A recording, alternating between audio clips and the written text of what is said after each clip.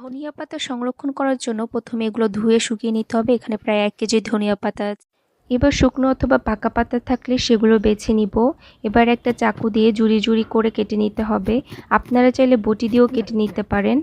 যেহেতু আমি এটা ফ্রোজেন করব, ফ্রিজ থেকে বের করে বাহিরে রেখে দিলে এটা থেকে পানি বের হয়ে যাবে, তখন কিন্তু আর এভাবে কাটা যাবে না।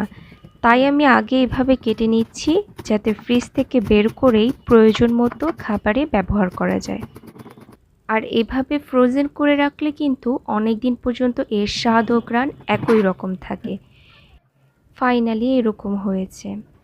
এবারে এরকম একটি বক্স নিয়ে তার মধ্যে কুচি করা ধনিয়া পাতাগুলো রাখবো। খুব আলতোভাবে হালকা হালকা করে একটু চেপে নিচ্ছি। বক্স করা প্রায় শেষ। এবার আমি ঢাকনা দিয়ে ঢেকে ফ্রিজে রেখে দিব।